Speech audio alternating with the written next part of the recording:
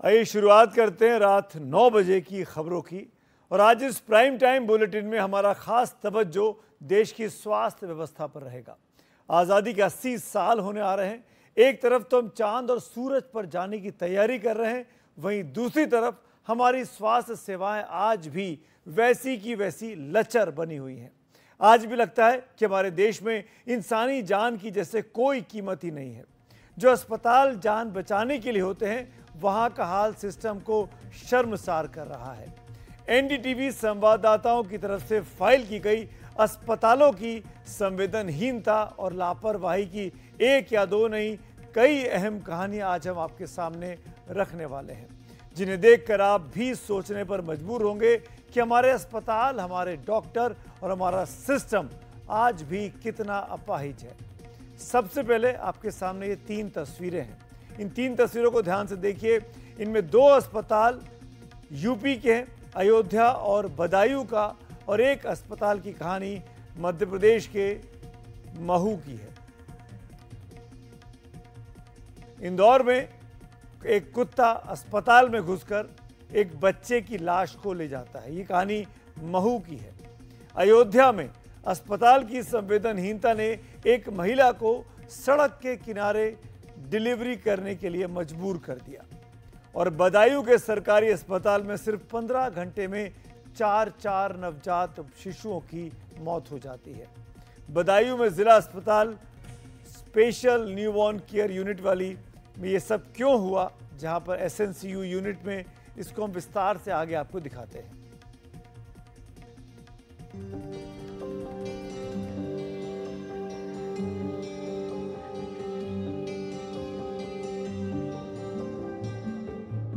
अस्पताल एकदम चकाचक दिखाई दे रहा है। किसी भी सरकारी अस्पताल के बारे में जिस आदर्श तिथि की कल्पना की जा सकती है, ठीक वैसा ही। पीले बैकग्राउंड पर लाल घेरे के बीच काले अक्षरों में जो लिखा है वो आप देख तो रहे हैं, हम पढ़कर भी सुना देते हैं।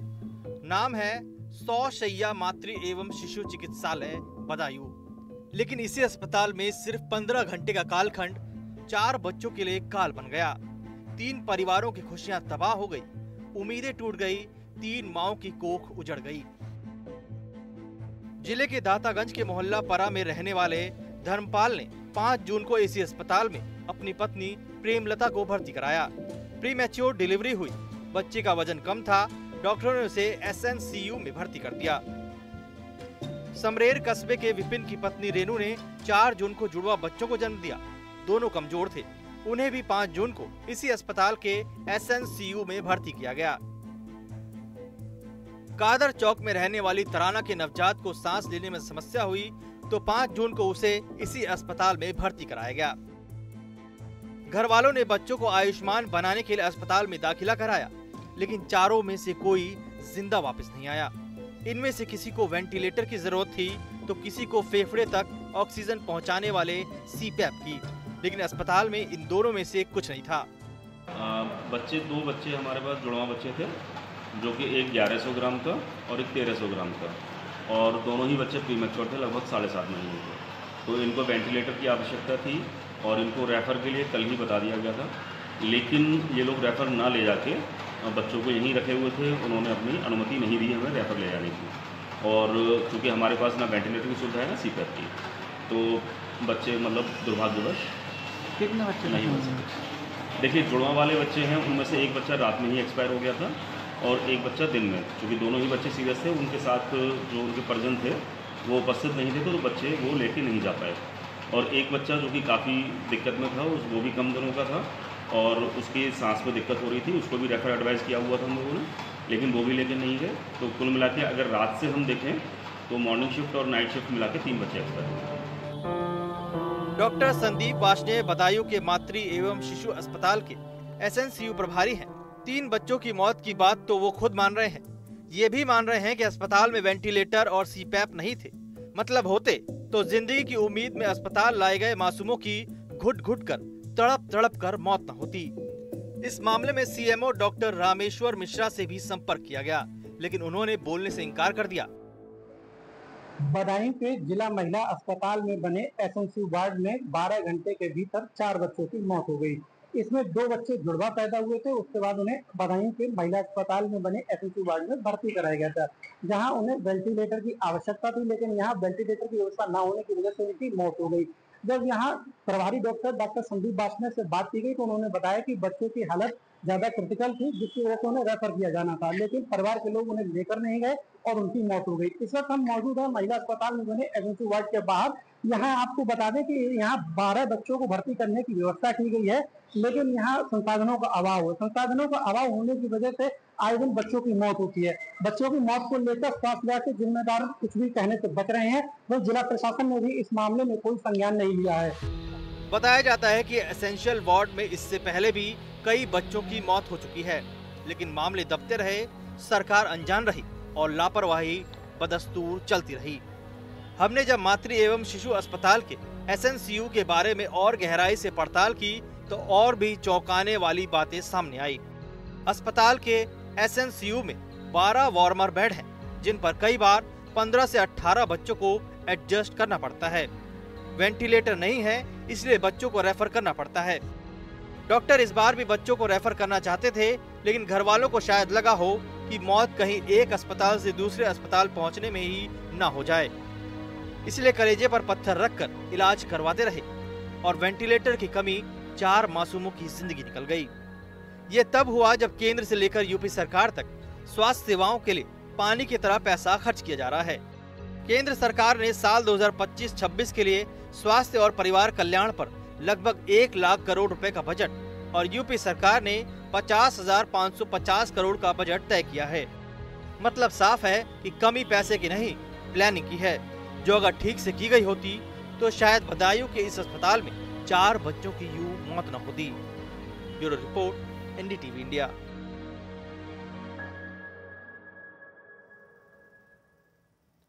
तो ये कहानी यूपी के बदायूं की थी। बदायूं से आप लखनऊ की तरफ आगे बढ़ेंगे और थोड़ा और आगे जाएंगे अयोध्या की तरफ, तो करीब 400 किलोमीटर का रास्ता है और यहाँ पर भी वही स्थिति है जैसा कि हमने बदायूं में दिखाया। अयोध्या की खबर अब आपको दिखाते हैं यहाँ पर क्या स्थिति है। अयोध्या में सड़क पर अस्पताल बन गया है। जी हाँ, ये मत समझिए कि स्वास्थ्य सुविधाएं इतनी बेहतर हो गई हैं कि जब जहां चाहें अस्पताल खड़ा कर दिया जाए। दरअसल हकीकत यह है कि जो काम अस्पताल में होना चाहिए वो सड़क पर हो रहा है और इसकी वजह है हमारा ये सिस्टम, जिससे लापरवाही और जिम्मेदारी से पल्ला झाड़ने का जैसे रोग लग चुका है। अयोध्या के रुदौली में एक महिला को प्रसव पीड़ा हुई, लेकिन वहां के सरकारी अस्पताल ने बिना हालात को देखे और समझे महिला को जिला अस्पताल रेफर कर दिया। महिला जिला अस्पताल पहुंचती है, उससे पहले ही सड़क पर उसको प्रसव पीड़ा होती है और फिर वहीं पर बच्चे का जन्म हो जाता है।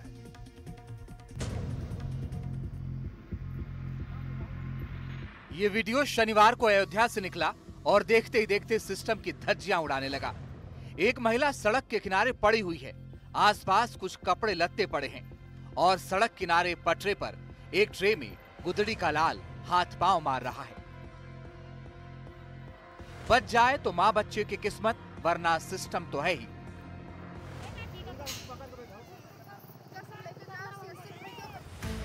अब आपको इस बच्चे का परिचय दे देते हैं। इस बच्चे के पिता का नाम है राकेश कुमार और मां का नाम है राजकुमारी। दोनों अयोध्या के बहरास में रहते हैं। आपने इस बच्चे का जन्म स्थान देख लिया, माता पिता का नाम जान लिया। अब आपको इसके जन्म की कहानी बताते हैं। राजकुमारी को शनिवार को प्रसव पीड़ा हुई।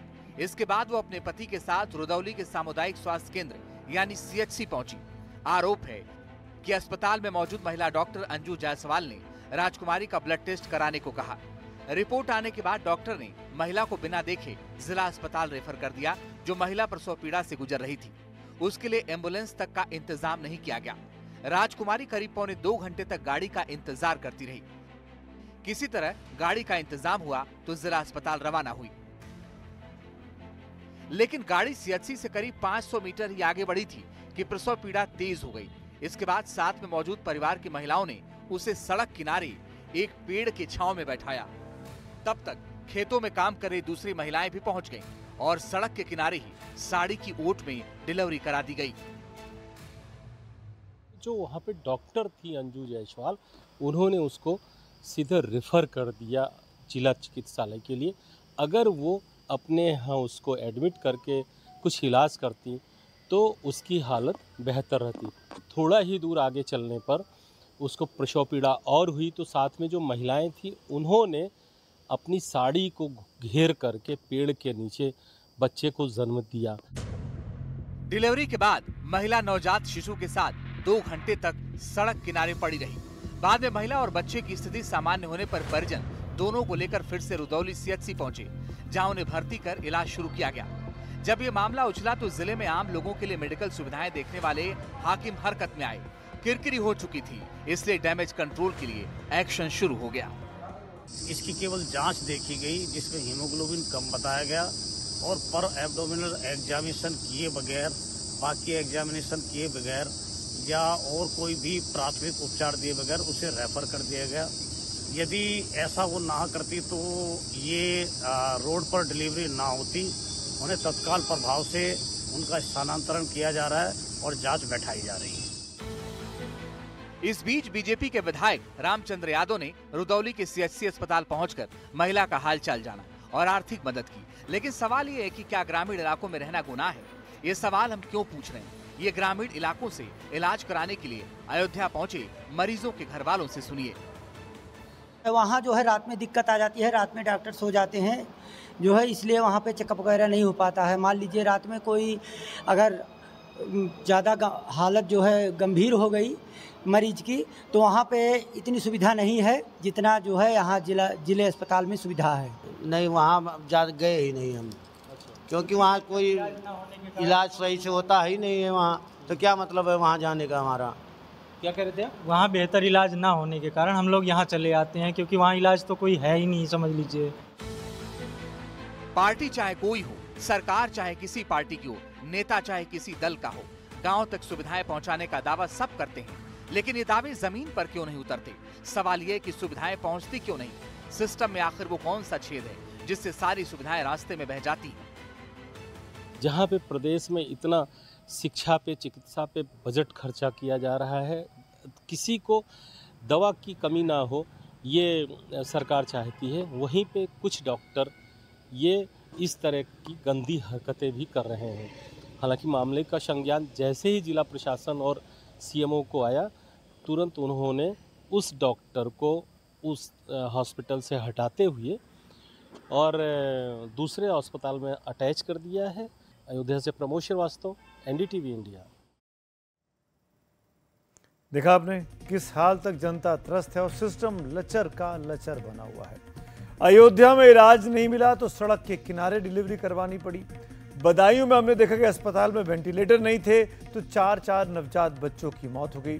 तो क्यों ना कहा जाए कि सिस्टम की फांस इलाज की आस तोड़ रही है। सिस्टम की पोल खोलने वाली, आम आदमी की दर्द की बात करने वाली इन खबरों की कड़ी सिर्फ उत्तर प्रदेश तक ही नहीं है, मध्य प्रदेश का भी यही हाल है। मध्य प्रदेश का सबसे विकसित जिला है इंदौर, मॉडर्न, बड़ा ही अप मार्केट। उसी इंदौर की एक तहसील है जिसका नाम है महू। आर्मी का एक कैंटोनमेंट का इलाका है। इस महू तहसील के अस्पताल में आधी रात को जो कुछ हुआ उसने एक बार फिर सिस्टम को शर्मिंदा कर दिया। ये मध्य प्रदेश में इंदौर जिले की महू तहसील का मध्य भारत अस्पताल है। यहाँ शनिवार की सुबह 5:30 बजे दिल दहला देने वाली घटना सामने आई। नवजात शिशु, एक बच्ची जो मृत पैदा हुई थी, उसको एक आवारा कुत्ते ने 2 हिस्सों में बांट दिया। हालांकि उसके ऊपर का हिस्सा गायब था। फिलहाल आप अस्पताल में देख सकते हैं, हम अंदर जाके पूरी तरीके से हमने इस अस्पताल को देखा। रविवार का दिन है, हालांकि अस्पताल होने की वजह से यहाँ पे सिक्योरिटी अच्छे से होनी चाहिए थी। हालांकि यहाँ पे किसी प्रकार की सिक्योरिटी फिलहाल हमें नहीं दिख रही है। अंदर भी जब हम गए तो अस्पताल खाली था, स्टाफ में भी कुछ ही लोग यहाँ पे मौजूद थे। जब स्टाफ से बातचीत की तब उन्होंने कहा कि रिपोर्ट दर्ज करवा दी गई है, पुलिस के पास मामला दर्ज है। जो पोस्टमार्टम रिपोर्ट है, पोस्टमार्टम की जांच करने के लिए जो लोग यहाँ पर मौजूद है उसमें 3 डॉक्टर्स और जो सुपरिटेंडेंट है, हॉस्पिटल सुपरिटेंडेंट, वो यहाँ पे पोस्टमार्टम टीम में मौजूद है। शनिवार सुबह 5:30 बजे करीब महू के सरकारी अस्पताल में कुत्ता एक नवजात के शव को मुंह में दबाकर दौड़ लगा रहा था। पीछे पीछे भाग रहे थे अस्पताल के वो कर्मचारी जो अगर मुस्तैद होते तो कुत्ता शायद अस्पताल के अंदर आता ही नहीं। लंबी जद्दोजहद के बाद नवजात का 2 हिस्सों में बटा शव बरामद किया गया। इस घटना ने सिस्टम की संवेदनशीलता को कटघरे में खड़ा कर दिया। अस्पताल प्रबंधन की जुबानी पहले पूरी कहानी सुनिए। रात में या अर्ली मॉर्निंग में कोई महिला आई है जिसकी डिलीवरी हुई है हमारे बाथरूम के अंदर, जो टॉयलेट, जो जनरल टॉयलेट जो है उसमें हुई है, और वो बच्चा वहाँ छोड़ के चली गई थी वहाँ पे। तो हमारी गार्ड ने बताया था, जो फीमेल गार्ड है, कि सर ऐसे ऐसे कोई एक बच्चा है, तो वो मृत अवस्था में है, तो उसको वहाँ छोड़ा हुआ है किसी ने, महिला ने। तो फिर उसके बाद में हम आए हैं यहाँ हॉस्पिटल, और फिर जो है उसके बाद में देखा है बच्चे को, और वो पुलिस को इन्फॉर्म किया है। गार्ड को पता था, इन साहब को भी पता था कि टॉयलेट में नवजात का शव है। इसके बाद भी कुत्ता वहां तक जा पहुंचा जहां नवजात का शव था। तो इस अस्पताल के मरीजों की सुरक्षा भगवान भरोसे ही चल रही है। अब जिम्मेदार इसे गार्ड की लापरवाही बताकर पल्ला झाड़ रहे हैं। कुछ गार्ड की लापरवाही, क्योंकि उसने समय के अंदर जो है ये हमको नहीं बताया था, नंबर 1। और नंबर 2 क्या है कि वो कुत्ता उसको शव को लेके जाने की कोशिश कर रहा था, और वो थोड़ी दूर गया भी है ना। तो ये क्या है कि गार्ड का की रिस्पॉन्सिबिलिटी है कि कोई भी जानवर अंदर हॉस्पिटल में नहीं घुसे, और ये थोड़ा ज़रा सीरियस बात हो जाती है कि कहीं भी कोई प्रॉब्लम अगर जैसे है तो। जिस युवती ने टॉयलेट में बच्चे को जन्म दिया वो नाबालिग बताई जा रही है। बताया जा रहा है कि टॉयलेट में बच्चे को जन्म देने के बाद युवती अस्पताल से भाग गई। अब पुलिस उसकी भी तलाश कर रही है। अस्पताल मध्य भारत से भी सूचना प्राप्त हुई थी कि कोई नवजात शिशु का जो शव है वहाँ पड़ा हुआ है अस्पताल के अंदर बाथरूम में। तो पुलिस टीम को भेजा गया था, तो वहाँ मिला है नवजात शिशु है और उसकी डेथ हो चुकी है। तो तत्काल इसमें जांच की जा रही है और इसका पीएम कराया जा रहा है। इस घटना ने कई गंभीर सवाल खड़े कर दिए हैं। सवाल नंबर 1 कि अस्पताल में इतना बड़ा अनर्थ आखिर कैसे हुआ? अस्पताल की सुरक्षा व्यवस्था इतनी लचर क्यों थी? अस्पताल में कुत्ते शौचालय तक कैसे पहुंच गए? सरकारी अस्पताल जिम्मेदारियों से कब तक भागेंगे? गर्भवती नाबालिग थी, अस्पताल अलर्ट क्यों नहीं हुआ? बच्चे को जन्म देकर नाबालिग तुरंत अस्पताल से अकेले कैसे निकली? ये सवाल बार बार पूछे जाएंगे, लेकिन क्या अस्पताल प्रबंधन इनका जवाब दे पाएगा? क्या सरकारी अस्पतालों में इस तरह की घटनाओं को आगे रोका जा सकेगा? Bureau report, NDTV India. और अब आपको यूपी एमपी से कई हजार मील दूर गोवा लिए चलता हूं। गोवा में वहां के स्वास्थ्य मंत्री का जो रवैया था वो देखने वाला था। किस तरीके से एक मंत्री डॉक्टर से बात करता है, ये कहानी भी अस्पताल से सीधे तौर पर जुड़ी हुई है। गोवा में स्वास्थ्य मंत्री और मुख्यमंत्री के बीच टकराव सामने आया है। स्वास्थ्य मंत्री हैं गोवा के विश्वजीत राणे, जो इन तस्वीरों में आपको कुर्सी पर बैठे दिखाई दे रहे हैं। विश्वजीत राणे ने गोवा मेडिकल कॉलेज और अस्पताल के एक सीनियर डॉक्टर को सस्पेंड करने का औचक निरीक्षण के दौरान आदेश दे दिया, लेकिन 24 घंटे के भीतर ही गोवा के मुख्यमंत्री प्रमोद सावंत ने इस निलंबन को रद्द कर दिया। यानी विश्वजीत राणे की बात को मुख्यमंत्री ने काट दिया। पूरा मामला दरअसल शनिवार का उस वक्त का है जब स्वास्थ्य मंत्री विश्वजीत राणे अचानक बंबोली में स्थित गोवा मेडिकल कॉलेज के कैजुअलिटी वार्ड में पहुंच गए और एक सीनियर डॉक्टर पर बरस पड़े। ये वीडियो वायरल है और सबके सामने भरे अस्पताल में उसको सस्पेंड करने का आदेश दिया। कांग्रेस ने इस मुद्दे पर सरकार को घेरा है, तो मुख्यमंत्री प्रमोद सावंत का रिएक्शन भी आया है। उन्होंने ट्वीट कर कहा कि स्वास्थ्य मंत्री के साथ चर्चा के बाद गोवा के लोगों को भरोसा देते हैं कि डॉक्टर रुद्रेश कुर्तीकर को सस्पेंड नहीं किया जाएगा, लेकिन स्वास्थ्य मंत्री अब भी माफी ना मांगने पर अड़े हैं। उनका कहना है कि मैंने एक ऐसे मरीज के लिए खड़े होने का निर्णय लिया था जिसे जरूरी देखभाल नहीं मिल पाई थी, मैं माफी नहीं मांगूंगा। हो सकता है कि स्वास्थ्य मंत्री का तर्क कुछ लोगों को पसंद आए, पर स्वास्थ्य मंत्री ने जिस तरीके से सरेआम एक पढ़े लिखे डॉक्टर के बारे में बात की है, इस वायरल वीडियो को जरा आप भी देखिए। Learn to control your tongue. You're a doctor. Don't force me to act. Put your hands out first when you're standing in front of me. however much you're loaded, you will talk properly to the patient and guide the patient. एक suspension order करा and kick him out from here. सुना आपने, kick him out there, यहाँ से उसको बाहर निकालिए। बहुत इसकी वीडियो बहुत लंबा है और लगातार राणे साहब जो है वो डॉक्टर की सरेआम आलोचना कर रहे हैं, उनका अपमान कर रहे हैं। खैर आगे बढ़ता हूँ, बात करते हैं बेंगलुरु की। एक बड़ी खबर है, आपको याद होगा 4 जून को भगदड़ हुई थी, आरसीबी का प्रोग्राम चल रहा था, खिलाड़ियों का सम्मान किया जा रहा था आरसीबी टीम का। 4 जून को आरसीबी की जीत के बाद चिन्ना स्वामी स्टेडियम में भगदड़ मच गई थी, ये मामला गरमा गया।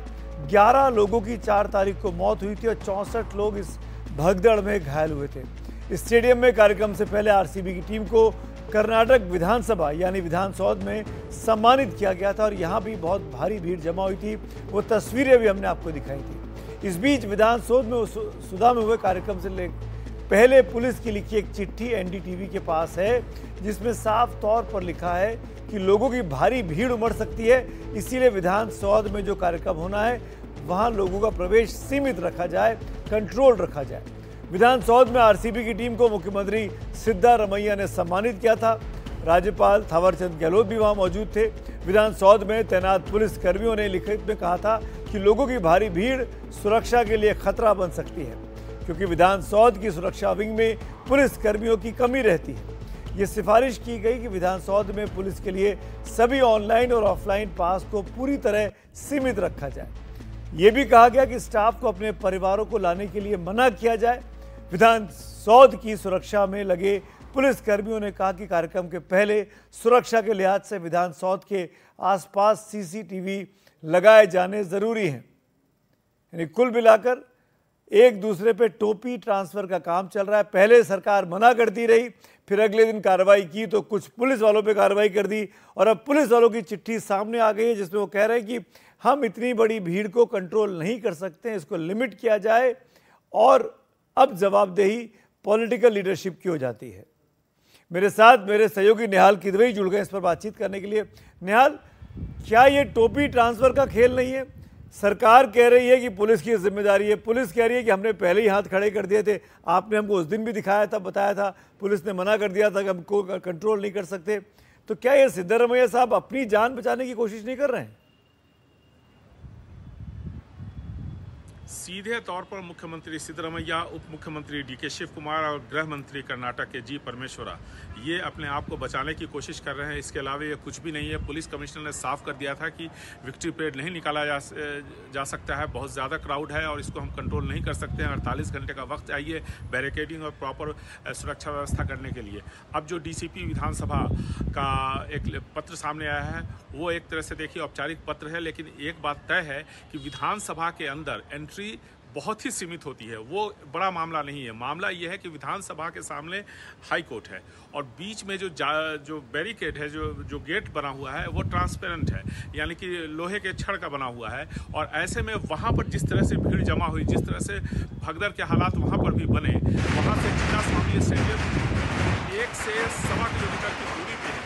जिस तरह से वहाँ हंगामा बढ़ गया, वो सबसे बड़ा चिंता का विषय था कि पुलिस का बिल्कुल कहना था कि कोई भी कार्यक्रम नहीं होना चाहिए, लेकिन मुख्यमंत्री का कहना है कि उन्होंने सेक्रेटरी विधानसभा DPIR की जो है उनको ये कहा था कि वो विधानसभा का कार्यक्रम करे, लेकिन चिन्ना स्वामी स्टेडियम ने कार्यक्रम की इजाज़त नहीं दी थी। सवाल ये उठता है कि कार्यक्रम 2 वेन्यू पे हो रहा है, दोनों के बीच में 1 से 1.5 किलोमीटर की दूरी है और ऐसे में हर तरफ 2.5 से 3 लाख लोग जमा हो गए। और फिर जो हुआ वो तस्वीरें आपने देखी, 11 लोगों की जान गई, 50 के आसपास लोग घायल हुए, उनमें से कई अब भी अस्पताल में हैं। तो निश्चित तौर पर सरकार अपनी जवाबदेही और जिम्मेदारी से भागने की कोशिश कर रही है। एक क्विक रिस्पॉन्स और चाहूंगा। सिद्धारमैया साहब ने कह दिया है कि मेरा प्रोग्राम नहीं था, मैं तो इनवाइटेड था उस प्रोग्राम में। ये कैसा जवाब है एक मुख्यमंत्री का? एक मुख्यमंत्री के तौर पर इंटेलिजेंस उनके पास है और जो जानकारी मेरे पास है, इंटेलिजेंस की तरफ से पूरी उनके पास जानकारी थी कि बहुत बड़ी भीड़ आ रही है। 5 बजे सुबह तक पुलिसकर्मी 3 तारीख को वहां पर आरसीबी जीता था तो पूरे कर्नाटक में और बेंगलुरु में सारे पुलिसकर्मी उसको भीड़ पर नियंत्रण करने में लगे थे, जिस तरह से उपद्रव कर रहे थे सड़कों पर। इसके बाद अगर मुख्यमंत्री का ये कहना है कि उनको जानकारी नहीं थी, तो इतने समय से वो मुख्यमंत्री हैं, 4 दशक का उनका करियर है और हमेशा उप मुख्यमंत्री और ये निहाल, कम से कम आपसे बातचीत के बाद और लगातार अपने कर्नाटका ब्यूरो की रिपोर्टर्स की तमाम खबरें जो आई हैं उसको देखने के बाद तो लगता है कि अपनी जिम्मेदारियों से बचने की भरपूर कोशिश कर्नाटक की सरकार और मुख्यमंत्री सिद्धरामैया करते हुए दिखाई दे रहे हैं। हम फिलहाल यहाँ पर एक छोटा सा ब्रेक लेंगे। ब्रेक के बाद जब लौटेंगे तो कुछ और बड़ी खबरें भी, खासकर वो खबर भी है कि पहलगाम में जो हमला हुआ था आतंकियों का, उसके बाद से भारत ने पाकिस्तान को मुंहतोड़ जवाब तो दे दिया, लेकिन धरती का स्वर्ग कश्मीर अभी तक सूना नजर आ रहा है। ब्रेक के उस पार।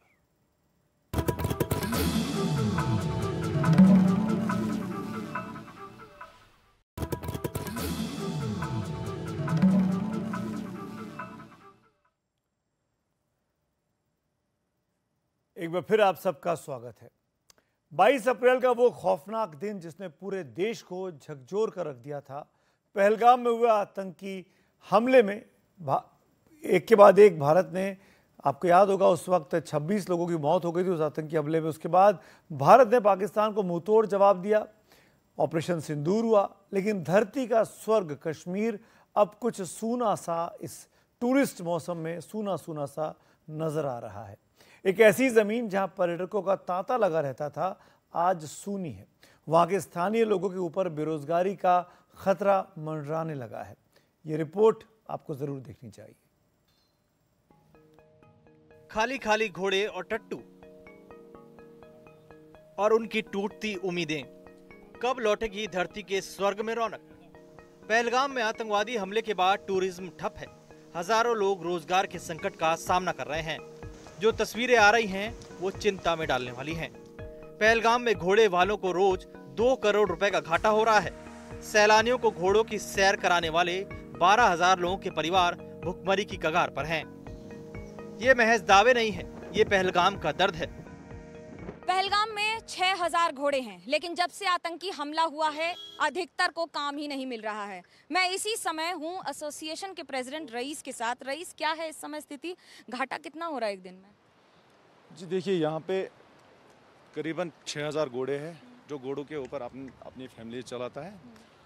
तो नॉर्मली हमें लग रहा है 2 करोड़ रुपया नुकसान हो रहा है पर डे, एक दिन का हमारा यहाँ पे पहलगाम में। क्योंकि एक घोड़े के साथ 2-2 फैमिली चलती थी। एक तो हम जिनके घोड़े हैं, दूसरा हमारा होता है हेल्पर, उनकी भी फैमिली इसी पे चलता था। तो अभी तो स्थिति जो है, मतलब दिन में 6,000 घोड़े निकलते थे 2 बार घूमने के लिए, साइड से दिखाने के लिए। आज का स्थिति ऐसा है, मतलब 100 घोड़े भी नहीं निकलते, क्योंकि जीना थोड़ा मुश्किल हो रहा है हमारे लिए। करीब 1900 घोड़े हैं लाइसेंस्ड, बाकी जो हैं वो पिछले कुछ वर्षों में बढ़े हैं, नए लाइसेंस नहीं दिए गए हैं अभी तक। लेकिन जब यहाँ की बात करते हैं तो टूरिस्ट का जो सबसे ज़्यादा असर है, तो पीक सीज़न है। आमतौर पर इस सीज़न में क्या होता था, घोड़े की तो जगह ही नहीं होती थी, मुझे लगता है इतने टूरिस्ट होते थे। जी हाँ, यहाँ पे मतलब नॉर्मल जो था, ये जो टाइम है, इस टाइम में ना घोड़े मिलते थे, ना गाड़ियाँ मिलते थे, ना लोगों को रहने के लिए रूम मिलता था। इतना फ्लो होता था, भरा हुआ रहता था पहलगाम, पूरा खचा खच। सारे पार्क अभी जहाँ पे हम हैं, मतलब यहाँ पे हम ऐसे नहीं चल सकते थे इस टाइम पे। घोड़े वाले रोज 2 करोड़ रुपए का घाटा उठा रहे हैं। ये सुनकर आपके मन में सवाल उठ रहे होंगे, इसलिए पहले इसके पीछे का गणित समझ लीजिए। पहलगाम में 5 यूनियंस में करीब 3,000 घोड़े वाले हैं। हर घोड़े वाले को 2 घोड़े चलाने की इजाजत है। इसका मतलब ये हुआ कि पहलगाम में करीब 6,000 घोड़े हैं। टूरिस्ट सीजन में हर घोड़े वाला औसतन रोज करीब 3,000 रुपए कमाता था। हिसाब लगाएं तो ये आंकड़ा करीब 1 करोड़ 80 लाख रोजाना के आसपास बैठता है। इस साल भी बुकिंग फुल थी, बम्पर कमाई की उम्मीद थी, लेकिन पहलगाम में आतंकवादी हमले के बाद सीन बदल गया। पहलगाम अटैक हुआ है, जिन दरिंदों ने वो किया है, हम चाहते थे सबसे पहले उनको हमें घर घर जाके मारना था, क्योंकि हमारी रोजी रोटी जो थी वो यही टूरिज्म था। टूरिज्म के ऊपर ही मतलब पहलगाम चलता था। तो इन्होंने कुछ नहीं सोचा है कि इनका क्या होगा बाद में। उस अटैक की वजह से मतलब यहाँ पे सारा कुछ हिट हो गया है। बुकिंग कैंसिल हो गई, और रोज 2 करोड़ का शुद्ध मुनाफा 2 करोड़ के शुद्ध घाटे में बदल गया। घोड़े वालों की सारी उम्मीदें अब अमरनाथ यात्रियों पर टिकी है। जी हाँ, अमरनाथ यात्रा जो आने वाली है उसके लिए हम वेलकम करते हैं। सारे लोग मतलब खुश है, एक्साइटेड है कि यात्री आने वाली है। तो उसके लिए हमारी भी जो तैयारियां हैं वो सब कुछ तैयार में है, मतलब पूरा तैयार में है, सब लोग यहाँ पे तैयारी में। लगता है इससे कम से कम बिजनेस बढ़ेगा। उसमें टैरिफ क्या रहता है? पिछले साल यहाँ से पहलगाम से अमरनाथ तक का खर्चा कितना था? क्या क्या उसकी रूल्स एंड रेगुलेशंस हैं घोड़ों के लिए? देखिए, जो लास्ट ईयर जो रूल्स एंड रेगुलेशन थे, एक बंदा 2 घोड़ा चलाता था। एक यात्री का 8,000 रुपया रेट था अप डाउन का, 2 दिन लगते थे आने जाने का।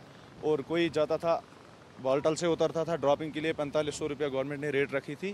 तो इसमें 8 से 10% बढ़ जाता था हर साल। लेकिन इस साल जो रेट्स आई है तो उसमें अभी ऐसा कुछ देखने को नहीं मिला है। पहलगाम में घोड़े वाले भले ही 3000 हों, लेकिन सैलानियों को घोड़े की सैर कराने के लिए इस धंधे से जुड़े लोगों की समझ में नहीं आ रहा कि अपनी जान बचाएं या घोड़ों की। घोड़ा चले न चले, घोड़े का खर्चा तो आता है। कितना खर्चा आता है इनका, दवाई का, खाने का? जिंदगी चल कैसे रही है फिर? देखिए, नॉर्मल खर्चा जो घोड़े का आता है ना, मैक्सिमम 400 रुपया दिन का आता है। किसी के पास 4 घोड़ा है, 1600 रुपया दिन का खर्चा आता है। अगर घोड़ा बीमार हो गया है 1500 रुपया इसको झट से लग जाता है तुरंत। अगर महीने में 4 बार हो गया तो 6000 से ऊपर खर्चा आता है। लेकिन अगर इस बार इस कंडीशन में किसी का घोड़ा बीमार हो जाए या और कुछ खाने वाने का सिस्टम जो घोड़े का है, तो मुझे नहीं लगता है कि इस बार घोड़ा भी बचा सकेंगे या इनको खाना खिला सकेंगे। टूरिस्ट आमतौर पर गर्मियों में पहलगाम जाते हैं, लेकिन अमरनाथ यात्रा शुरू होती है तो फिर धार्मिक यात्री ज्यादा आते हैं। जो हाल पहलगाम के घोड़े वालों का है, कुछ वैसा ही हाल पहलगाम के टैक्सी वालों का भी है। जिन गाड़ियों से अब तक कमाई करते रहे, वही गाड़ी अब बोझ लगने लगी है, क्योंकि EMI भारी पड़ रही है। पहलगाम जो एरिया है that is only depending on the tourists. यहाँ पर उसके अलावा कोई भी सहारा नहीं है। अब ये इससे अब हमारे बच्चों पर भी इतना असर पड़ रहा है कि मतलब हम बच्चे पढ़ाने के लिए भी बहुत मुश्किल हो जाएगा, खाना खाने के भी लिए बच्चों को बहुत मुश्किल हो जाएगा। तो हमारे साथ गवर्नमेंट वो दरिंदगी ना चलाए, क्योंकि जैसा आप फोकस कर रहे हैं यात्रा के साथ जो फोकस है, यहाँ 30 साल मिल्टन से रहा है पूरे कश्मीर में। लेकिन 30 साल से यात्रा के लिए जो फोकस होता है ऊपर, यही फोकस आप टूरिज्म के लिए भी करो। पहलगाम टूरिस्ट छोड़ो, यहाँ के साइट सीन जो है वो छोड़ो। पहलगाम के इस टैक्सी स्टैंड पर अब आमतौर पर जून और जुलाई के महीने में सैलानियों की इतनी भीड़ होती थी कि खड़े होने की जगह भी नहीं मिलती थी। पहलगाम के टैक्सी स्टैंड पर करीब 500 गाड़ियां रहती थी। टूरिस्ट सीजन में टैक्सी वाले रोज करीब 3000 रुपए कमाते थे। करीब 1200 लोगों की रोटी इन्हीं टैक्सी से चलती थी। लेकिन पहलगाम में आतंकवादी हमले के बाद सैलानी घटे हैं तो टैक्सी के पहिए थम गए। अब तो हालात ये है कि अपनी गाड़ी खड़ी करके गए टैक्सी वाले अपनी गाड़ियां देखने भी नहीं लौट रहे हैं। बच्चों के क्या हालात ये है कि मुझे लगता है कि कोई बच्चे पढ़ भी नहीं सकते हैं अब, बिकॉज दे कैन नॉट पे ड्यूज, मंथली ड्यूज आल्सो। उनकी यूनिफॉर्म, उनका खर्चा, उनका जाना, उनका आना बहुत ही मुश्किल है। बहुत इतना मुश्किल है कि मुझे लगता है अगर आप हमारे घरों का विजिट करेंगे तो I think you will weep there, जो पोजीशन इस वक्त है हमारी। घोड़े वालों की तरह पहलगाम के टैक्सी वालों को भी अमरनाथ यात्रा का सहारा है। यात्रा शुरू होगी, इनके दिन भी सुधर सकते हैं, वरना ये फाका कशी कहां ले जाएगी कहना मुश्किल है। श्रीनगर से मनोज्ञा लोईवाल की रिपोर्ट, NDTV इंडिया। इतना वक्त बीत गया, लेकिन जिस वक्त यह हमला हुआ था पहलगाम में सैलानियों पे 22 अप्रैल को, तब से लेकर हालात लगातार चिंताजनक बने हैं, क्योंकि बीते 2-3 सालों से लगातार सैलानियों के आने का सिलसिला कश्मीर में, पहलगाम में, जम्मू में बहुत तेज़ी से बढ़ा था। लेकिन इस बार ये गर्मियां काफ़ी सूनी हो गई हैं, क्योंकि जो कुछ पहलगाम में किया पाकिस्तान स्पॉन्सर्ड टेररिस्ट ने, उसने वहां पर पहुंचने वाले टूरिस्ट का हौसला डिगा दिया है। और इसकी मार, इसका असर जो है वहाँ की अर्थव्यवस्था पर पड़ रहा है, वहाँ के स्थानीय लोगों पर पड़ रहा है। और यही मनोज्ञा लोईवाल की रिपोर्ट से बहुत साफ हो रहा था। अब बात करेंगे हमारी अगली डेस्टिनेशन की, अगली कहानी की, और ये मणिपुर से है। आपको याद होगा मणिपुर लगातार जल रहा था। वहाँ पे 2 समुदाय हैं, मैतई और कुकी, उनके बीच लगातार हिंसा हो रही थी। बहुत समय के बाद ये कुछ ऐसा समय आया था जब हालात शांत होते दिखाई दिए और मणिपुर लगा पटरी पर लौट रहा है। लेकिन ये ज़्यादा दिन तक शांति कायम नहीं रह सकी। मणिपुर में फिर से तनाव पैदा हो गया है। एक बार फिर मणिपुर जलने लगा है। वहां से आने वाली तस्वीरें, वहां से आने वाले वीडियोस परेशान करने वाले हैं। सड़कों पर अब चप्पे चप्पे पर सुरक्षा बलों का पहरा बढ़ता जा रहा है। आखिर फिर से क्यों मणिपुर जल उठा है, आप भी ये जानना चाहेंगे। हमारी ये खास रिपोर्ट देखिए। तुमको मुझे बताना मणिपुर की तस्वीर फिर बदली है। हर तरफ सुरक्षा के इंतजामों के लिए मोर्चाबंदी है। चारों तरफ सुरक्षा बलों का जमावड़ा है। चप्पे चप्पे पर भारी सुरक्षा बल तैनात है। उपद्रवियों को रोकने का पूरा इंतजाम है। ये मणिपुर है, कई महीनों तक जलता रहा तो बड़ी मुश्किल से मैतेई और कुकी समुदाय के लोगों का गुस्सा शांत किया गया।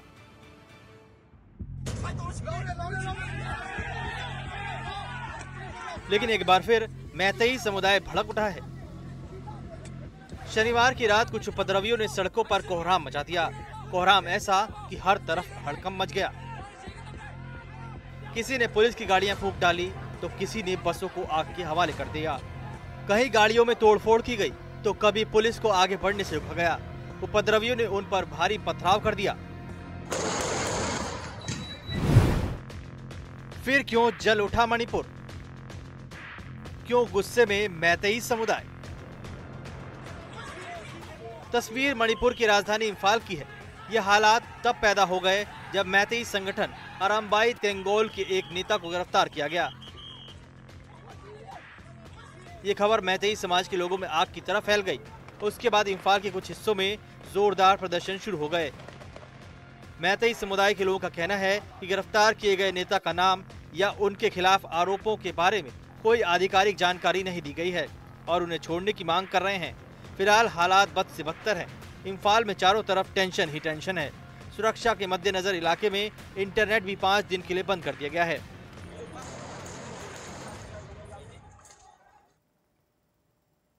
आपको दिल्ली का निर्भया कांड तो याद होगा।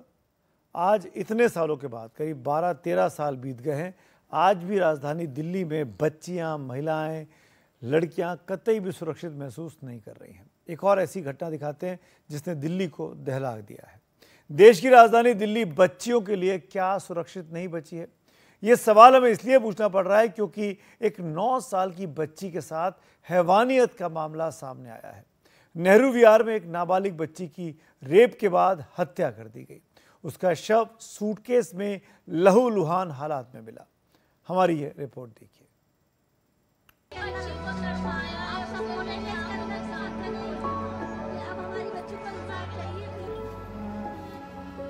दिल्ली के नॉर्थ ईस्ट में आज एक परिवार के ऊपर गम का पहाड़ टूट गया।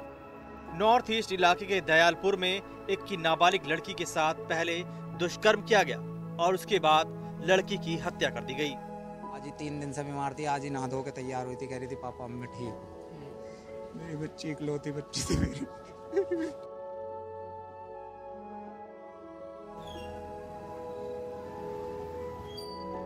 शाम को नेहरू विहार में गली नंबर 2 के पास एक बिरयानी वाला ठेला लगता है। आरोप है कि बिरयानी वाले और उसके कुछ दोस्तों ने मिलकर 9 साल की नाबालिग लड़की के साथ दुष्कर्म किया और उसकी जान लेकर भाग निकले। अब हमारी बच्चों को इंसाफ चाहिए, पुलिस से आप चाहिए। सबसे डरावनी बात यह है कि दरिंदगी की सारी हदें पार करते हुए हत्या के बाद बच्ची का शव एक बंद कमरे में सूटकेस के अंदर लहूलुहान हालत में मिला। जब नाबालिग लड़की को अस्पताल ले जाया गया तो डॉक्टरों ने उसे मृत घोषित कर दिया। लड़की के चेहरे और शरीर पर चोट के निशान भी थे। बच्ची की भाभी का कहना है कि वो दादी के लिए बर्फ लेने गई थी लेकिन वापस नहीं लौटी। वो बर्फ लेने गई थी, हम वहाँ गए। इसके पापा पहले मैं पापा जाओ मेरी बच्ची को देखो कहाँ गई है। वो भागे भागे गए। जिनके बर्फ देने गई थी दादी के घर, वो कह रहे यहाँ नहीं आई। फिर वो उनका फोन आया, कहने लगे नहीं पहुंची वहाँ रिहाना। मैं बुर्खा ओढ़ के फौरन भागी। परिजन कहते हैं कि हमने सब जगह ढूंढा लेकिन बच्ची नहीं मिली। अंत में एक फ्लैट के बारे में पता चला और ताला तोड़कर सूटकेस से बच्ची को निकाला गया। 7:10 पे बर्फ देने के लिए गई थी वो। वो घर तक वहाँ तक जहाँ हमने भेजी थी वहाँ नहीं पहुँची। रास्ते में से ही बुला लिया उस अंदर को, और हमें पता नहीं थी बिल्कुल भी। हमें तो यहाँ दावत में जाना था तो हमने सोचा जल्दी से ढूंढ लो। 7:15 पे ही ढूंढना शुरू कर दिया हमने, वो हमें कहीं मिली नहीं। दिल्ली देश की राजधानी है। दिल्ली की पूर्व मुख्यमंत्री और आप नेता आतिशी ने इस घटना को लेकर बीजेपी पर निशाना साधा और कहा कि इस घटना से पूरा देश शर्मसार है। दिल्ली की बीजेपी सरकार बेटियों को सुरक्षा नहीं दे पा रही है। भारतीय जनता पार्टी की दिल्ली में 4 इंजन की सरकार है। केंद्र सरकार उनका, पुलिस उनकी, मुख्यमंत्री उनकी, एलजी साहब उनके, सब कुछ होने के बावजूद भी इस शहर में, इस दिल्ली में बेटियां सुरक्षित नहीं हैं। उधर इलाके के लोगों में इस हत्या और दुष्कर्म से काफी गुस्सा है। ऐसा बताया गया है कि हत्या के बाद आरोपी मौके से भागने में कामयाब भी हो गया। जानकारी के मुताबिक नौशाद नाम का एक युवक जो कल तक बच्ची के पड़ोस में रहता था, वही गुनहगार है। पुलिस ने आरोपी की तलाश के लिए कई टीमें गठित की हैं। उम्मीद है आरोपी जल्द पकड़ा जाएगा। Bureau report, NDTV India. Ghalib ताउम्र ये भूल करता रहा, धूल चेहरे पर थी, आईना साफ करता रहा। ये बातें देवेंद्र फडणवीस ने महाराष्ट्र चुनाव के बहाने पूरे इलेक्शन प्रोसेस पर सवाल उठाने वाले राहुल गांधी के लिए कही हैं। बीजेपी ने इस पर जवाब भी दे दिया। अब राहुल गांधी के आरोपों के समर्थन में तेजस्वी यादव भी उतर आए हैं। हर चुनाव से पहले EVM का मुद्दा उठाते रहे विपक्ष ने इस बार चुनाव आयोग के खिलाफ जमकर हल्ला बोल दिया है।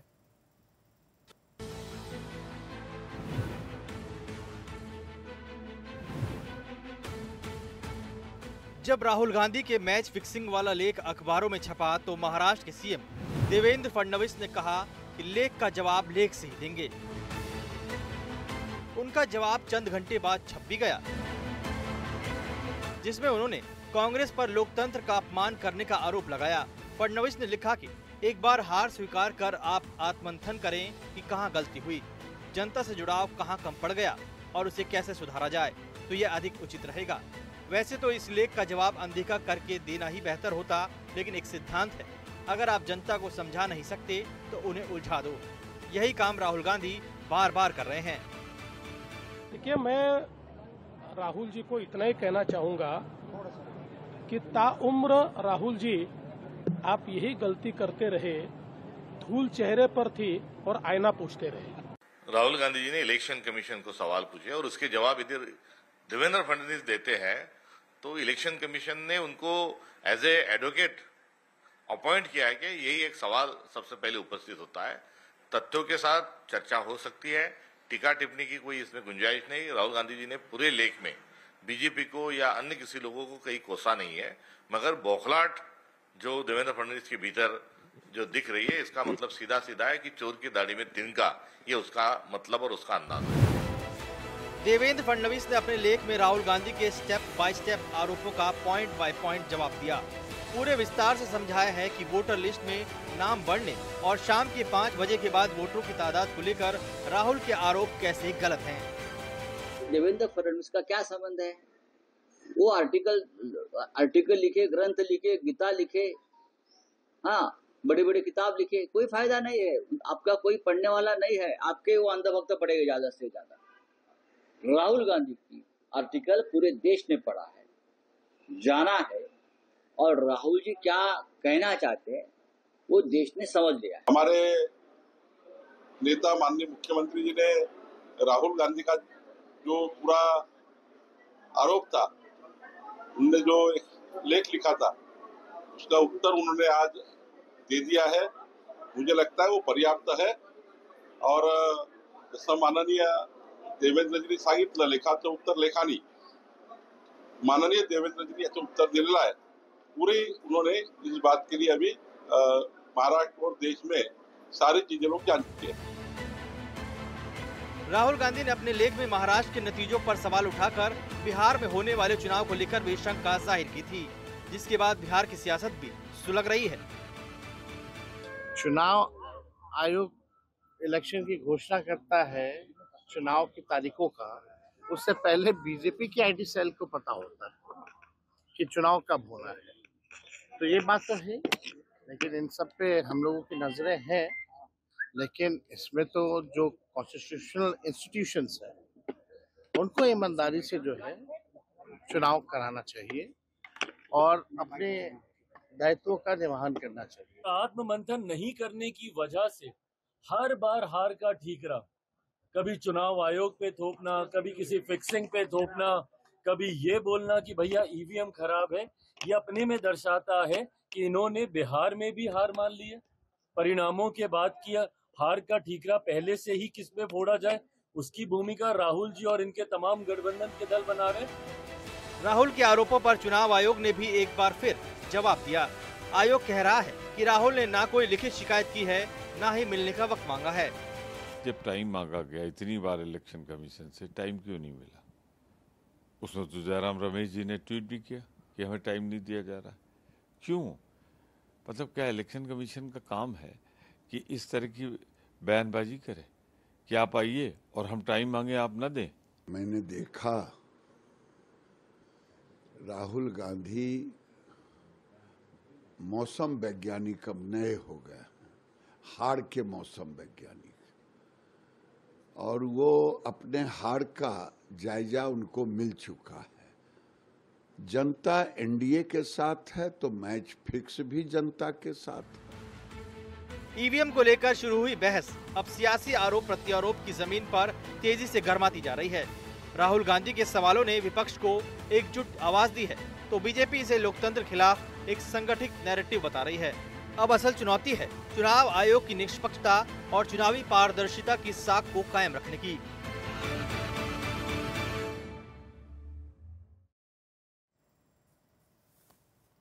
और ये बात कर लेते हैं चिराग पासवान की। लोक जनशक्ति पार्टी रामविलास के अध्यक्ष चिराग पासवान ने एक बार फिर बिहार के सियासी माहौल को गरमा दिया है। आज उन्होंने चुनावी शंखनाद किया। वो भोजपुर के बाबू वीर कुंवर सिंह स्टेडियम में नव संकल्प महासभा को संबोधित कर रहे थे। चिराग ने कह दिया कि वो चुनाव बिहार विधानसभा का लड़ेंगे अगर बिहार की जनता कहेगी, और सभी 243 सीटों पर लड़ेंगे। पहले सुनते हैं चिराग पासवान ने क्या कहा, फिर उस खबर का मतलब समझेंगे अपने सहयोगी से।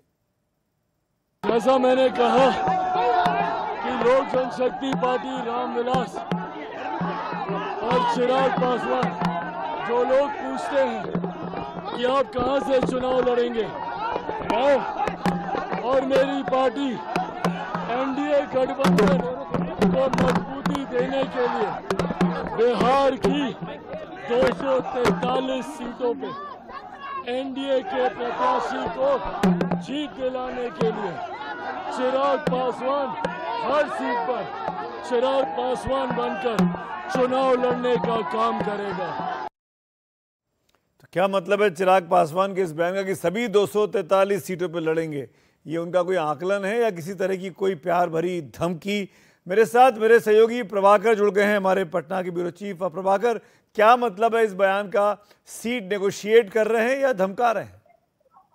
नहीं, बिल्कुल नहीं। देखिए, ना वो सीट नेगोशिएट कर रहे हैं ना धमका रहे हैं। अगर आप उनके बयान को ध्यान से सुनेंगे तो उन्होंने सीधा कहा कि वो चुनाव लड़ेंगे। पहला उन्होंने जो सबसे महत्वपूर्ण बयान दिया कि वो चुनाव लड़ेंगे, वो पब्लिक डायस पे पहली बार उन्होंने बोला। इसके पहले अगर आपको याद हो सुमित, तो एनडीटीवी से बातचीत में उन्होंने पहली बार इस बात का खुलासा किया था कि बिहार से लोक विधानसभा का चुनाव लड़ेंगे।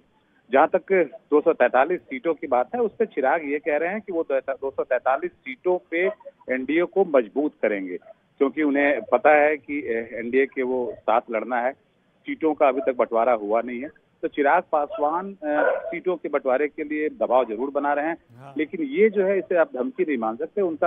उन्होंने सीधे तौर पर कहा कि उनके लड़ने से पार्टी मजबूत होगी, एनडीए मजबूत होगी बिहार में, क्योंकि वो खुद चुनाव में उतरेंगे।